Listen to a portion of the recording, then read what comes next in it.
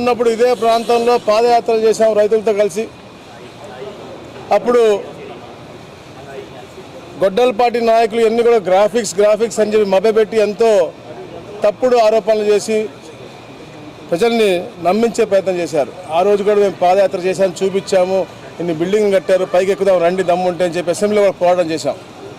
అయినప్పటికీ కూడా వాళ్ళకి ఈ ప్రాంతం మీద ఉన్న కక్షతో, ఇక్కడ రైతుల మీద ఉన్నటువంటి కోపంతో, ఎందుకంటే చంద్రబాబు నాయుడు గారికి అంత పెద్ద ఎత్తున ల్యాండ్ పూలింగ్లో చరిత్రలో ఎవరు ఇవ్వని విధంగా ఇచ్చారు కాబట్టి అక్కసుతో దీన్ని అమరావతి నిర్మించేద్దని చెప్పి ప్రయత్నం చేశారు. 2014-19లో మన రాజధాని కావాలి, అది అమరావతి అవ్వాలి, ఈ ప్రాంత ప్రజలందరికీ కూడా, ఈ ప్రాంతమే కదా ఆంధ్ర రాష్ట్ర ప్రజలందరూ తెలుగు జాతి అందరూ కూడా గర్వించే విధంగా మంచి రాజధాని కట్టాలని చెప్పేసి గౌరవ ముఖ్యమంత్రి గారు అప్పుడు నారాయణ గారికి కానీ కమిటీకి కానీ అప్పచెప్పడం, తక్కువ సమయంలో అద్భుతమైన కట్టడాలు తీసుకురావడం. కానీ కొన్ని ఏదైతే అబద్ధాల పునాది పుట్టినటువంటి పార్టీ కాబట్టి అన్ని అబద్ధాలు చెప్పి 2019లో తెలుగుదేశం పార్టీ కూటమి పార్టీ ఓడిపోయిన తర్వాత దీనిపైన బురద జల్లి ఎవరైతే అసెంబ్లీలో చెప్పాడో తప్పకుండా రాజధాని ఇక్కడే రావాలా, సెంట్రిక్గా ఉంది ఇది స్టేట్కి, తప్పకుండా 30,000 ఎకరాలు రావాలని చెప్పినటువంటి వ్యక్తి మాట మార్చి మరి 3 రాజధానులు అన్నాడు, ప్యాకెట్ అన్నాడు, ఇదన్నాడు, ఇది చేశాడు. మళ్ళీ ఇప్పుడు చూస్తే కొత్తగా పిచ్చిగా మ్యావిగాన్ అంటా ఉన్నాడు, మళ్ళీ విజయవాడ అంటాడు, రేపొద్దున ఇంకోటి అంటాడు. అట్లా అంటే చెప్పాను నేను మొన్న కూడా, ఎవరిని కూడా సుభిక్షంగా ఉండటం ఆయనకి ఇష్టం లేదు. ఆ గొడ్డల పార్టీ అధ్యక్షుడికి ఇద్దరు కూడా హ్యాపీగా ఉండటం ఇష్టం లేదు. కులాల మధ్య చిచ్చు, ప్రాంతాల మధ్య చిచ్చు, అన్ని రంగాల్లో చిచ్చు పెట్టే ప్రయత్నంలోనే ఈ మ్యావిగాన్ ఒక పేరు. ఈరోజు ఎంతో గర్వంగా చెప్తాను. ఈరోజు నారాయణ గారు పిలుపు మేరకు రావడం జరిగింది. ఎందుకంటే ఆగస్టు 13వ తారీఖున ఇవన్నిటి తరాలు కూడా జిఐడికి అప్పచెప్పడం, లాటరీ ద్వారా గౌరవ ముఖ్యమంత్రి గారు అసెంబ్లీ స్పీకర్ గారి ద్వారా ఇవన్నీ కూడా ఎమ్మెల్యేలకు ఇద్దామని చెప్పేసి ఏదైనా నిశ్చయించుకోవడం చాలా ఆనందదాయకమైన విషయం. ఎందుకంటే వాళ్ళు చేసినటువంటి విధ్వంసం తర్వాత మళ్ళా ఈ కట్టడలన్నీ కూడా బాగున్నాయా లేవా అని చూసి అడిషనల్ ఖర్చు పెట్టి ఐఐటీలన్నీ అలాగే కమిటీలు వేసుకుని ఇవన్నీ కూడా చూసుకుని దాన్ని చేయడం కూడా ఎంతో కష్టమైంది. అయినప్పటికీ 2 సంవత్సరాలు పూర్తి చేశాం. అది మా యొక్క చిత్తశుద్ధి, ఈ ప్రభుత్వం చిత్తశుద్ధి. చంద్రబాబు నాయుడు గారు అవచ్చు, పవన్ కళ్యాణ్ గారు అవచ్చు, లోకేష్ గారు అవచ్చు, నారాయణ గారు అవచ్చు.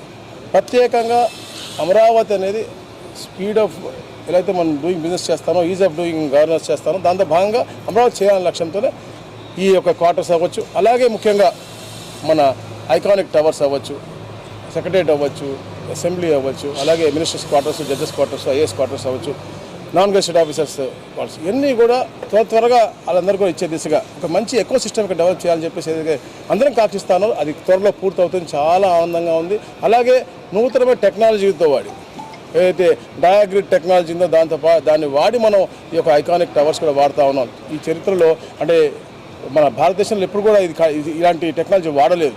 ఈ ప్రపంచంలోనే 5 దేశాల్లో ఇది వాడారు. చైనా అవ్వచ్చు, దుబాయ్ అవ్వచ్చు, యూకే అవ్వచ్చు, యుఎస్ అవ్వచ్చు, ఇట్లా వివిధ దేశాల్లో వాడారు తప్ప భారతదేశంలో మొట్టమొదటిసారిగా అది వాడటం, దాని ద్వారా ఎక్కువ స్పేస్ ఉపయోగించిన విధంగా రాబోయే తరాలకు మంచిగా ఉపయోగపడే విధంగా ఈ యొక్క కట్టడాన్ని కడతా ఉన్నారు. చాలా ఆనందంగా ఉంది. త్వరగా ఈ యొక్క మినిస్టర్స్ క్వార్టర్స్ అన్నీ కూడా పూర్తి అవటం, ఒక ఎకో సిస్టమ్ ఈ ప్రాంతం డెవలప్ అయితే రాజధాని మీద నమ్మకం కూడా ఇంకా ఇదిగా ఉంటుంది చెప్పేసి, అలాగే అయితే గొడ్డల పార్టీ వాళ్ళు వేసిన బురదంతా కూడా వాళ్ళు ఎప్పుడు నేను చెప్తా ఉంటా, అబద్ధాల పునాదిని పుట్టిన పార్టీ అన్ని అబద్ధాలు చెప్పారు. 19 వచ్చారు, 1924లో కూడా అన్ని అబద్ధాలు చెప్పారు. గ్రాఫిక్స్ అన్నారు, అది అన్నారు, ఇది అన్నారు.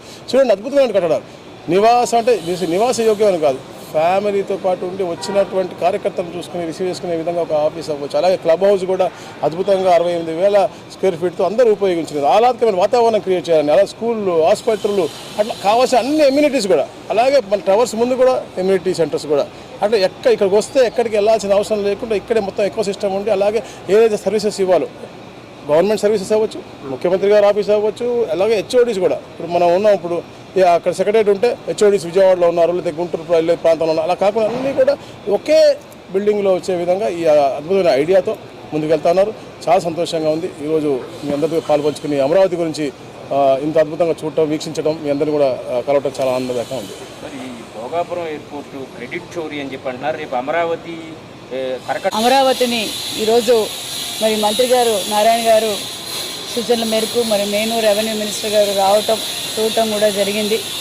మరి ఏదైతే మన రాష్ట్రం విడిపోయిన తర్వాత భావితరాల భవిష్యత్తుకు ఒక రాజధాని లేదని గొప్ప సంకల్పంతో ఉన్న వ్యక్తి మరి మన ముఖ్యమంత్రి చంద్రబాబు నాయుడు గారు. ఆనాడు చంద్రబాబు నాయుడు మాట మేరకు సూచనల మేరకు ప్రపంచంలో ఎక్కడా జరగని విధంగా 33,000 ఎకరాలు ల్యాండ్ పూలింగ్ చేసి ఈరోజు భావితరాలకు అంకితం చేయాలని ఆ రోజే మరి ముఖ్యమంత్రి గారి ఆదేశాల మేరకు మరి నారాయణ సార్ అప్పటికే మరి అసెంబ్లీ కావచ్చు, మరి సెక్రటేరియట్ కావచ్చు, మరి ఈ భవనాలన్నీ మరి పునాదులు వేయటం, పనులు చేయటం కూడా మనం అందరం చూసాం. ఆ రోజు ప్రతిపక్ష నేతగా ఉన్న జగన్మోహన్ రెడ్డి గారు మరి అసెంబ్లీ సాక్షిగా మరి నేను 33,000 ఎకరాలకు ఆ రాజధాని ఒప్పుకుంటున్నానని చెప్పి మరి నాకు ఉండటానికి ఒక బంగ్లా కూడా నాకుంది, మీ చంద్రబాబు నాయుడు గారికి బంగ్లా కూడా లేదు, కూర్చోవడానికి కుర్చీ లేకపోయిన సమయంలో మరి రాష్ట్ర భావితరాల భవిష్యత్తు కోసం బస్సులో కూర్చొని పరిపాలన చేసిన వ్యక్తి విజనరీ లీడర్ మాన్యశ్రీ ముఖ్యమంత్రి చంద్రబాబు నాయుడు గారు. ఎన్నికల్లో మరి ఇదే జగన్మోహన్ రెడ్డి గారు వారి పార్టీ వారు రాజధాని మేము పూర్తి చేస్తామని చెప్పి ఓట్లేయించుకొని ముఖ్యమంత్రిగా కూర్చున్న తర్వాత మనం అందరం చూసాం 5 సంవత్సరాలు మరి ఇక్కడ ఎంతో గొప్ప మనసుతో మరి భూములు ఇచ్చిన రైతులు కావచ్చు, మహిళా రైతులు కావచ్చు, వారు దేవస్థానం నుంచి న్యాయస్థానం నుంచి దేవస్థానం కోసం పోయినప్పుడు ఏ విధంగా అసభ్యంగా ప్రవర్తించారో వాడు 3 ముక్కలాట చేసి ఈ రాష్ట్రాన్ని, రాష్ట్ర భవిష్యత్తుని సర్వనాశనం చేసిన పార్టీ వైసీపీ పార్టీ అనే విషయం మనందరికీ తెలుసు. ఆ రోజు కూడా మేము ఇదే కమిట్మెంట్లో ఉన్నాం, ప్రజల దగ్గరికి వెళ్ళాం. మేము ఖచ్చితంగా కూటమి ప్రభుత్వం అధికారంలోకి వస్తాం, ఖచ్చితంగా రాజధాని అమరావతి పనులు పూర్తి చేస్తామన్న విషయం ఆ రోజు మాట చెప్పాం. ఈరోజు మాట నిలబెట్టుకుంటున్న ప్రభుత్వం మరి కూటమి ప్రభుత్వం అనే విషయం కూడా తెలియజేస్తున్నాం. ఈరోజు చూస్తున్నాం సుమారుగా 33,000 మంది కార్మికులతో మరి వేలాది హిటాచీలు కేంద్రతోనూ ఎక్కడికక్కడ పనులు మరి డే అండ్ నైట్ పనులు చేయిస్తున్నాం. ఇది కూటమి ప్రభుత్వానికి ఉన్న చిత్తశుద్ధి అనే విషయం తెలియజేస్తున్నాం. మరి నారాయణ గారి గురించి మనందరికీ తెలుసు, నిరంతరం అధికారులతో చర్చించి ఎక్కడ ఏం జరుగుతోంది, ఎప్పుడు ఏం జరుగుతోంది, ఎక్కడ ఏం కావాలని చెప్పి నిరంతరం ఈరోజు ఈ 2 సంవత్సరాల్లోనే మరి ఈరోజు మేము అన్నట్టుగానే ఈరోజు ఎమ్మెల్యేలు క్వార్టర్స్ కావచ్చు, ఎమ్మెల్సీ క్వార్టర్స్ కావచ్చు, మినిస్టర్స్ బంగ్లాస్ కావచ్చు, జడ్జిల బంగ్లాలు కావచ్చు, సుప్రీంకోర్టు, హైకోర్టు, ఒక పక్క సెక్రటేరియట్, ఒక పక్క హాస్పిటల్స్, ఒక పక్క క్లబ్ హౌస్, ఇలా అన్ని వసతులు ప్రజలు ఇక్కడికి ఏ ఉద్దేశంతో వచ్చినా వాళ్ళకి అన్ని డిపార్ట్మెంట్లతోనూ మంత్రులు, ఎమ్మెల్యేలు, మరి ఆఫీసర్స్ అందరూ అనుకూలంగా ఉండే విధంగా ఈరోజు అమరావతి రెడీ అవుతా ఉందన్న విషయం తెలియజేస్తున్నాం. మరి వైసీపీ పార్టీ వారు 3 ముక్కలాట చేసి 3 రాజధానులు అన్నారు. ఎక్కడ ఏమీ చేసింది లేదు. అక్కడ కూడా వెళ్ళి దాచుకోవాలని చేశారే తప్ప మరి వైసీపీ పార్టీకి అని వైసీపీ నాయకుడు గొడ్డల పార్టీ అధ్యక్షునికి కానీ అమరావతి గురించి మాట్లాడే అర్హతే లేదన్న విషయం కూడా తెలియజేస్తున్నాం. సజ్జల రామకృష్ణారెడ్డి గారు ఒకరికి మాట్లాడతారు, జగన్మోహన్ రెడ్డి గారు ఒకరికి మాట్లాడతారు. మళ్ళీ ఈరోజు డైవర్షన్ పాలిటిక్స్ చేస్తూ మరి ఎంతో రంగరంగ వైభవంగా ఉత్తరాంధ్ర ప్రజల కోరికలు కలలు నెరవేర్చిన వ్యక్తి ముఖ్యమంత్రి చంద్రబాబు నాయుడు గారు. స్వయాన మరి ప్రధానమంత్రి గారే వచ్చి ఈరోజు అభినందించిన పోయారు.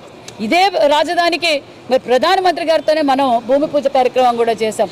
ఖచ్చితంగా ఏదైతే కూటమి ప్రభుత్వం నమ్మకంతో ప్రజలు ఓటేశారో ఆ నమ్మకాన్ని నిలబెట్టుకుంటున్న ప్రభుత్వం కూటమి ప్రభుత్వం అనే విషయం కూడా తెలియజేస్తున్నాం. మరి ఈరోజు స్పీడ్ యాక్సెస్ రోడ్డు వల్ల నిజంగా ఎంత ట్రాఫిక్ జామ్ అయిందో మీరందరూ చూస్తున్నారు. మరి ఈరోజు రోడ్ కనెక్టివిటీ ఉంటేనే ఏదైనా అభివృద్ధి జరుగుతుందన్న విజనరీ లీడర్ ముఖ్యమంత్రి చంద్రబాబు నాయుడు గారు అనే విషయం కూడా తెలియజేస్తూ ఖచ్చితంగా భావితరాల కోసం, భవిష్యత్ కోసం ఒక మంచి రాజధాని ఏర్పాటు చేస్తున్నామన్న విషయాన్ని కూడా తెలియజేస్తున్నాం.